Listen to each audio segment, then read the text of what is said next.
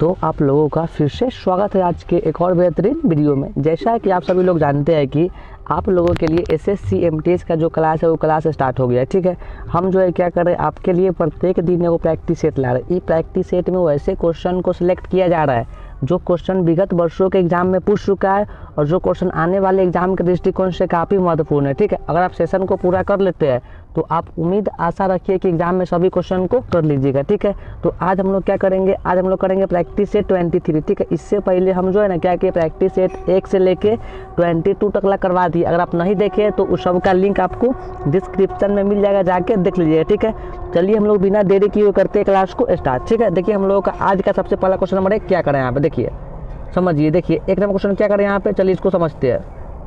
ये क्या करा हम लोगों का क्वेश्चन, तो संविधान के किस भाग में अनुसूचित जनजाति का वर्णन किया गया है। देखिए मतलब अनुसूचित करने का मतलब का वो वैसा जाति जो पिछड़े मतलब वर्ग से आता है। ठीक है, तो संविधान के ऐसा कौन सा भाग है जिसमें अनुसूचित जनजाति का वर्णन किया गया है। ठीक है, तो जब भी आपसे क्वेश्चन पूछेगा अनुसूचित जनजाति के बारे में, ठीक है, तो इसका वर्णन किया गया है संविधान के भाग 10 में। ठीक है, ये क्वेश्चन आप लोगों का SSC MTS exam 2023 first shift में पूछ चुका है। ठीक है, देखिए आपको क्या करना है, एगो कॉपी और कलम लेकर बैठना है, क्योंकि हम साथ ही साथ मतलब मोस्ट इंपॉर्टेंट पॉइंट आपको बताएंगे। ठीक है, समझ जाएगा। देखिए मान लीजिए आपसे क्वेश्चन पूछ दिया, क्या पूछ दिया कि संविधान के भाग 1 में मतलब किसका किया गया वर्णन, तो संविधान के भाग 1 में किया गया है संघ एवं उसका राज्य का वर्णन। ठीक है, अब भाग 2 में किया गया नागरिकता का। ठीक है, अब भाग 3 में मौलिक अधिकार का। ठीक है, आपसे क्वेश्चन पूछा एग्जाम में, क्या पूछेगा, मौलिक अधिकार का वर्णन संविधान के किस भाग में किया गया है, तो भाग 3 में। ठीक है, तो आपको ये सब बात कब याद रहेगा, जब ये बात को आप लिख लीजिएगा। ठीक है, तो आपको क्या करना है, इन तीनों पॉइंट को नोट कर लेना है। ठीक है, एग्जाम के दृष्टिकोण से मतलब मोस्ट इंपॉर्टेंट है। ठीक है, देखिए अब 2 नंबर क्वेश्चन हम लोगों का क्या करें यहाँ पे, देखिए ये क्वेश्चन क्या बोला 2 नंबर हम लोगों का, तो संविधान की आत्मा किसे कहा जाता है, कहने का मतलब संविधान के आत्मा के नाम से हम लोग जानते हैं किसको है, तो जानते हैं प्रस्तावना को। ठीक है, ये क्वेश्चन आप लोगों का SSC MTS exam 2022 first shift में पूछ चुका है। ठीक है, समझिए आगे। देखिए आप देखिए सुनिए, हम देखिए हम लोग का पॉइंट क्या करा ये वाला, तो इसे 13 दिसंबर 1946 ईस्वी को प्रस्तुत किया गया। कहने के मतलब प्रस्तावना को संविधान में कब प्रस्तुत किया गया, तो 13 दिसंबर 1946 ईस्वी को। ठीक है, आपसे क्वेश्चन पूछेगा कि प्रस्तावना को संविधान में कब प्रस्तुत किया गया मतलब जोड़ा गया, तो 13 दिसंबर 1946 को। ठीक है, देखिए अब क्या करा है, तो इसे पंडित जवाहरलाल नेहरू जी ने प्रस्तुत किए थे। कहने का मतलब जो प्रस्तुत करने वाले व्यक्ति थे उसका नाम क्या था, तो पंडित जवाहरलाल नेहरू। ठीक है, देखिए अब क्या करा है, इसे संविधान की कुंजी भी कहा जाता है। ठीक है, तो ये क्वेश्चन बहुत बार पूछ चुका है, क्या पूछेगा, संविधान के कुंजी किसको कहते किसको है, प्रस्तावना को। ठीक है, तो तीनों बातों को नोट कर लीजिए। ठीक है, देखिए 3 नंबर क्वेश्चन हम लोग का क्या करें यहाँ पे, ये क्वेश्चन क्या करें हम लोग का 3 नंबर, तो राष्ट्रपति का वेतन प्रति माह कितना होता है। कहने के मतलब जो होता है राष्ट्रपति, ठीक है, तो उकर वेतन के बात किया जाए तो राष्ट्रपति का वेतन प्रति माह मतलब 1 महीना में कितना होता है, तो 5 लाख रुपया प्रति माह। ठीक है, ये भी क्वेश्चन आप लोगों का SSC MTS exam 2023 second shift में पूछ चुका है। ठीक है, समझिए आगे। देखिए क्या करा हम लोग का पॉइंट क्या करा है, तो राष्ट्रपति अपना त्याग पत्र उपराष्ट्रपति को दे सकता है। कहने के मतलब जो राष्ट्रपति होता है, ठीक है, तो वो अपना जो त्याग पत्र होता है वो दे सकता है किसको, तो उपराष्ट्रपति को। आपसे क्वेश्चन पूछेगा राष्ट्रपति अपना त्याग पत्र निम्नलिखित में से किसको दे सकता है, तो उपराष्ट्रपति को। ठीक है, देखिए नंबर 2 पॉइंट क्या करा हम लोग का यहाँ पे, तो राष्ट्रपति को पद से हटाने की प्रक्रिया को महाभियोग कहा जाता है। कहने का मतलब जब भी राष्ट्रपति को उसके पद से हटाने की बात की जाए, ठीक है, तो उस प्रक्रिया को हम लोग क्या बोलते हैं, तो उसको बोलते हैं महाभियोग कहते हैं। ठीक है, अब क्या करा है, तो राष्ट्रपति का कार्यकाल 5 वर्ष का होता है। कहने का मतलब जो राष्ट्रपति है, ठीक है, तो उसका जो होता है कार्यकाल कितना होता है, तो 5 वर्ष का होता है। ठीक है, तो क्या करना है, तीनों बातों को नोट करना है। ठीक है, देखिए अब 4 नंबर क्वेश्चन, ये क्या करा हम लोगों का, तो उपराष्ट्रपति का वर्णन संविधान के किस अनुच्छेद में किया गया है। कहने के मतलब जो उपराष्ट्रपति होता है, ठीक है, तो जब भी उपराष्ट्रपति की बात करेगा तो उसका वर्णन किया गया है संविधान के अनुच्छेद 63 में। ठीक है, ये भी क्वेश्चन आप लोगों का SSC MTS exam 2023 second shift में पूछ चुका है। ठीक है, आपको क्या करना है, ये बात को याद रखना, समझिए आगे। देखिए 5 नंबर क्वेश्चन हम लोग क्या करें यहाँ पे, तो संघीय मंत्री परिषद की नियुक्ति कौन करता है। कहने के मतलब जो संघीय होता है मंत्री परिषद। ठीक है, तो एक जब भी नियुक्ति की बात करें तो कौन करता है, तो करता है भारत के प्रधानमंत्री। ठीक है, ये भी क्वेश्चन आप लोगों का SSC MTS exam 2022 first shift में पूछ चुका है। ठीक है, देखिए आगे क्वेश्चन नंबर 6, देखिए मान लीजिए आपसे क्वेश्चन पूछ दिया, क्या पूछ दिया से मतलब जो संघीय मंत्रिमंडल है, ठीक है, तो ओकर वर्णन संविधान के किया गया कौन अनुच्छेद में, तो 74 में, ठीक है, मतलब आर्टिकल 74 में संघीय मंत्री परिषद के वर्णन किया गया है, ठीक है। अब क्या कर रहा है, इसका मुखिया प्रधानमंत्री होता है, करने के मतलब जो होता है उसका मुखिया कौन होता है, तो होता है प्रधानमंत्री, ठीक है। अब क्या कर रहा है, यह अपना इस्तीफा राष्ट्रपति को ही दे सकता है, करने के मतलब जो संघीय मंत्रिमंडल या मंत्री परिषद, ठीक है, तो वो अपना जो इस्तीफा है वो दे सकता है किसको, तो राष्ट्रपति को, ठीक है। आगे क्या कर रहा है, तो इसका कार्यकाल कितना होता है, 5 वर्ष का, ठीक है। संघीय मंत्री परिषद बनने की न्यूनतम उम्र 25 वर्ष होती है, करने के मतलब किसी भी व्यक्ति का उम्र अगर 25 वर्ष हो गया तो आप संघीय मंत्रिमंडल के लिए चुनाव लड़ सकते हैं, ठीक है। तो क्या करना है, आपको इन 5 बातों को नोट करना है, ठीक है, एग्जाम के दृष्टिकोण से मतलब बहुत ही इंपॉर्टेंट है। देखिए क्वेश्चन नंबर 6, ये क्या कर क्वेश्चन 6, तो संसद के कितने सदन होती है, मतलब जो होता है संसद, ठीक है, तो संसद के सदन के बात करेगा तो संसद के होता है सदन का, वो तो होता है 3 गो, ठीक है। ये भी क्वेश्चन आप लोगों का SSC MTS exam 2021 first shift में पूछ चुका है, ठीक है, तो समझिए आगे। देखिए अब मान लीजिए आपसे क्वेश्चन पूछ दिया संसद के 3 गो सदन कौन कौन होता है, लोकसभा, राज्यसभा, एवं कौन होता है, संसद, ठीक है। तो आपको क्या करना है, तीनों बातों को याद करना है, ठीक है, एग्जाम के दृष्टिकोण से ये भी महत्वपूर्ण है। देखिए अब 7 नंबर क्वेश्चन, ये क्या कर रहा है 7 नंबर क्वेश्चन, तो राज्यसभा का गठन कब हुआ था, मतलब जो राज्यसभा है, ठीक है, तो ओकर गठन के बात करेंगे तो हुआ था कब, तो 4 अप्रैल 1951 ईस्वी को, ठीक है। ये भी क्वेश्चन आप लोगों का SSC MTS exam 2020 first shift में पूछ चुका है। देखिए आगे समझिए।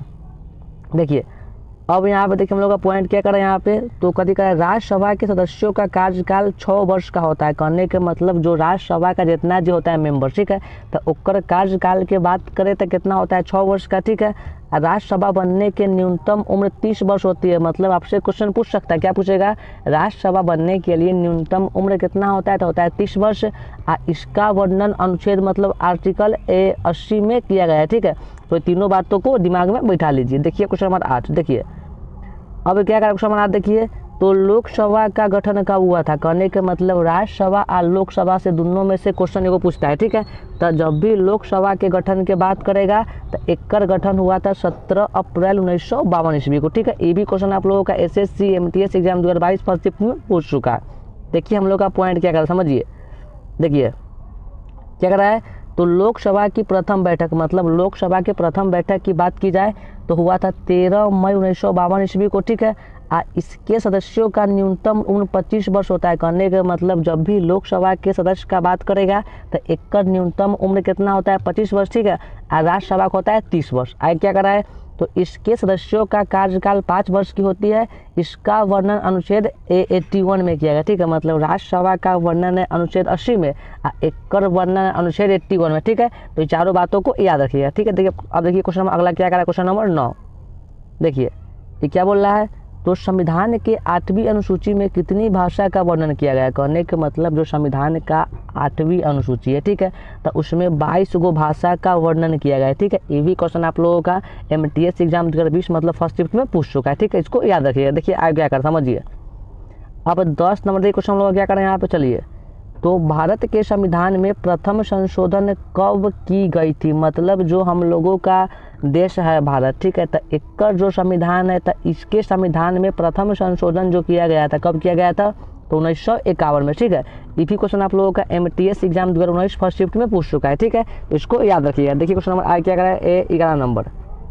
देखिए अब क्या करा है, तो पॉइंट देखिए, ऐसी संशोधन के बाद संविधान में 9वीं अनुसूची को जोड़ा गया या क्या हुआ इसी, ठीक है, मतलब जब ई वाला संशोधन हो गया, संशोधन के बाद संविधान में ना 9वीं अनुसूची को ऐड कर लिया गया, ठीक है। तो ये बात को नोट कर लीजिएगा। देखिए अब क्वेश्चन नंबर 11 हम लोगों का क्या करें यहाँ पे, ये क्या करें क्वेश्चन नंबर 11, तो भारत में सबसे पहले किस सभ्यता की खोज हुई थी, कहने के मतलब जो हम लोगों का देश है भारत, ठीक है, तो यहाँ पे सबसे पहले जो सभ्यता का खोज हुआ था उसका नाम कर दिया है, तो उसका नाम है हड़प्पा सभ्यता। किसका, हड़प्पा सभ्यता, ठीक है। हड़प्पा सभ्यता के बाद सिंधु घाटी सभ्यता का खोज हुआ था, ठीक है। ये भी क्वेश्चन आप लोगों का MTS एग्जाम 2021 फर्स्ट शिफ्ट में पूछ चुका है, ठीक है। देखिए आगे समझिए। देखिए अब क्वेश्चन नंबर 12 क्या कर रहा है, पूरा पाषाण काल में मानव के जीविका का मुख्य आधार क्या था, कहने के मतलब जो पूरा पाषाण काल था, ठीक है, तो उसमें जो लोग हैं शिकार करके अपना जीवन यापन करते, ठीक है, मतलब जानवर को मार के उसको खाते थे, ठीक है। ये बात कब का है, तो पूरा पाषाण काल का, ये बात को याद रखिएगा। देखिए 13वां क्वेश्चन, देखिए समझिए क्या कर रहे हैं यहाँ पे, ये पॉइंट क्या कर रहा है, तो भारत में पूरा पाषाणीन युग सभ्यता का विकास पैलोटोसियन युग से हुआ, ठीक है।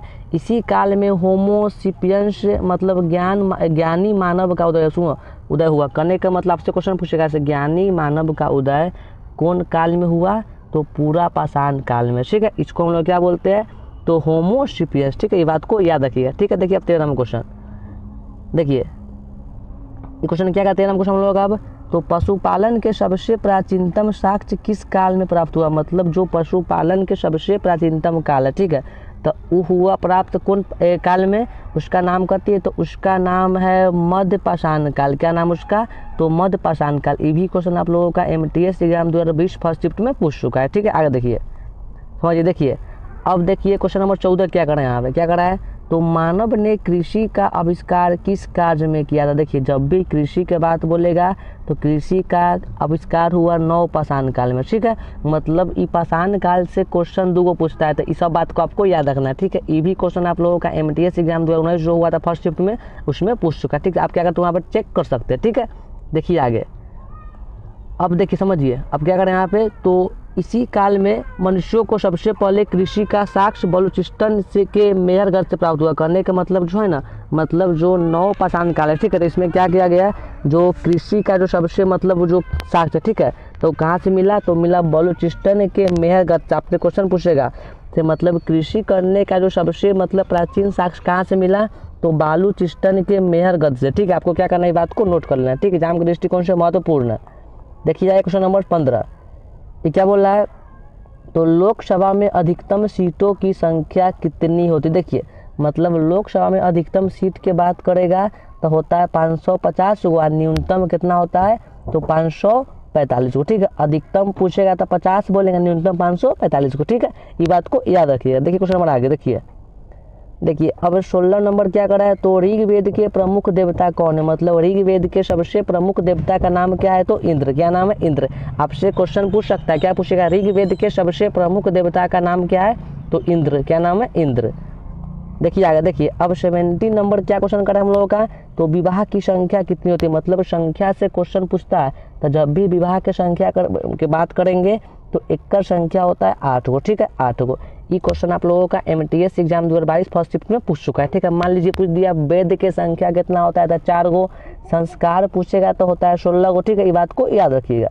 देखिए आगे समझिए, देखिए अब क्वेश्चन नंबर 18 क्या कर रहा है, ये जैन धर्म के संस्थापक कौन थे। जैन धर्म के संस्थापक के बात बोलेगा तो जैन धर्म के संस्थापक का नाम था भगवान महावीर, ठीक है।